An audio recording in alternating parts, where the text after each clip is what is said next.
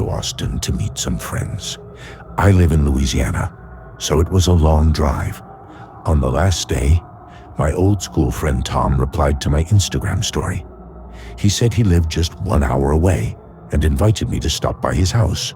I hadn't seen him in years, so I agreed. I set the GPS and started driving to his place. When I reached, his house looked old, but not broken. The wooden porch made creaking sounds under my feet. Inside, it smelled like old wood and something earthy, like a cabin. Tom welcomed me with a hug. He seemed happy to see me. We went inside and sat in the living room. The house had furniture from the 70s, and the wooden floor made noise with every step. Still, it felt kind of cozy.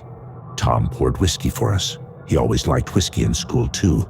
1 drink turned into 2, 2 into 3. We kept drinking and talking about old times. It got late, and I was too drunk to drive. Tom offered, "Why don't you sleep here tonight?" I said, "Okay." I asked if I could sleep on the couch, but he said, "No, take the spare room. It's nothing fancy, but better than the couch." We ordered some Chinese food, ate, and then he showed me the room. I was very drunk, so I didn't notice the details of the room. But I do remember one thing. The air inside felt very still and cold, like no one had used the room in a long time.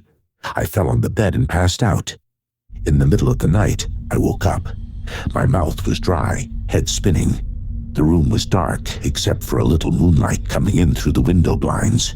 Then I saw something. In the corner of the room on the closet door, something was hanging. At first, it looked like a black coat on a hanger. But when my eyes adjusted, I realized it was shaped like a person, like a silhouette. It had broad shoulders. It wasn't just a coat. My heart started beating fast. I thought maybe I was drunk and imagining things. So I closed my eyes and tried to. Later, I woke up again, but this time it wasn't the hangover.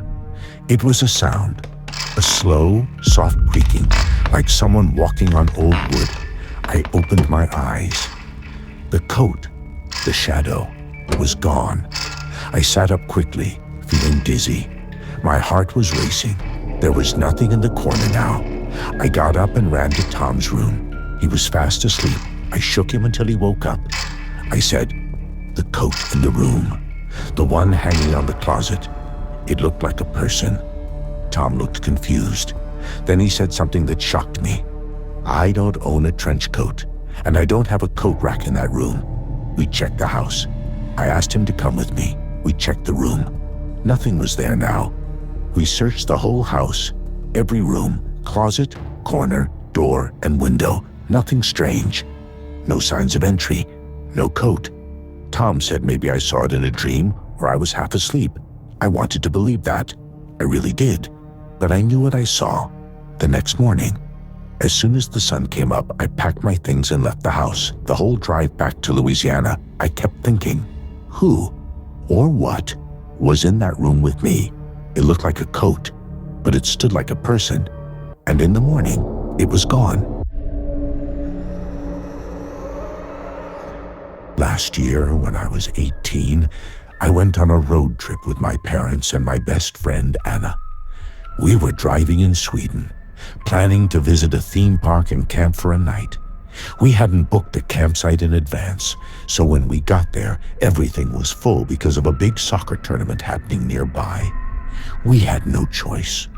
So my dad searched for a spot in nature. He found a small forest reserve with a public parking area. We drove there, hoping it would be peaceful. When we arrived, there were a few people around. A woman hiking told us it was okay to camp there and that it was safe. So we set up our tents in a small, lonely gravel parking lot surrounded by forest. There was a beach nearby too, about 10 minutes away by foot. At first, we thought about camping near the beach, but something didn't feel right. So we stayed near the car in the parking lot. Anna and I shared one tent. My parents were in another. Both tents were close together. As we were setting up, I noticed a broken-looking car parked at the edge of the lot. No one was inside, and it looked abandoned. It was evening, and the beach was empty by then, so I thought it was strange, but I ignored it. Anna and I got into our tent, made it cozy, watched YouTube, and had snacks. It was around 11 p.m. Around midnight, we decided to sleep. Suddenly, while lying in our tent, we heard a metallic clanking sound, like a shovel hitting gravel. It came from the direction of the abandoned car. We froze. We were too scared to look outside, so we stayed quiet. Then we heard the sound of the shovel being placed in a car trunk. Then, the trunk slammed shut. Moments later, we heard the car speed off. I texted a friend who lived nearby. He replied, saying, "That beach is dangerous. That area is known for criminal activity, gangs, drug deals, illegal stuff." I felt cold after reading that. Suddenly, from the forest, we heard a man's scream. Loud, terrifying. My mom. She didn't reply, so I called her. She answered and said neither she nor my dad heard anything. Anna and I tried to calm down. About 10 minutes passed. Then we heard footsteps. Someone was walking slowly around our tents.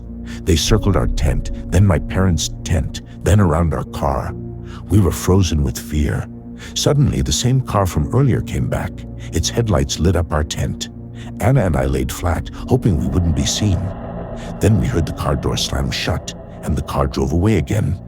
We felt a little relief. But then, a police car came speeding down the road in the same direction. That made us feel even more nervous. That night was real. We moved to our car and stayed locked inside until 5 a.m. I kept watch while Anna slept. Later, we returned to our tent and finally fell asleep. We woke up at 9 a.m. I told my mom everything. She said she had also heard footsteps and breathing outside their tent, like in a horror movie. My dad? He slept through it all.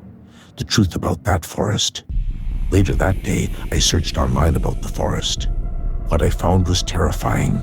A man had recently been stabbed to death there, gang-related. 2 people had gone missing at that very beach and never found. Even now, I keep thinking, who screamed in the forest? Who walked around our tents? And why did the police come just minutes later? We may never know.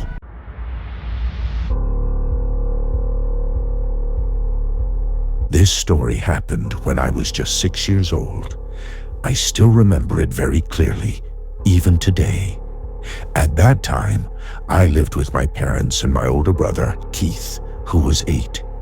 We shared a big bedroom upstairs.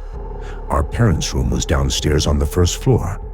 We had a strict bedtime, 8:30 p.m. If Dad found us awake after that, we'd be in serious trouble. That night, I was fast asleep. Suddenly, I woke up. My brother Keith was shaking me gently. I asked him, "What's wrong?" He whispered, "Shh, listen." I got quiet, and then I heard it too. It was our mom's voice, calling our names from downstairs, very softly, in a quiet whisper. "Keith, Mikey." I was about to get up and go to her, but Keith stopped me. He looked nervous. He said, "Don't go. I don't think that's Mom." I thought he was trying to scare me. I got angry and told him to stop. But he said, "Come closer to the door. Just listen." So I walked to the bedroom door and pressed my ear against it. Outside our room, there was a small hallway. It led to the bathroom and our grandma's room. For when she visited, next to the hallway was a door leading to the stairs that went downstairs. I put my ear to the door. Now I could hear the voice clearer. "Keith, Mikey, come downstairs."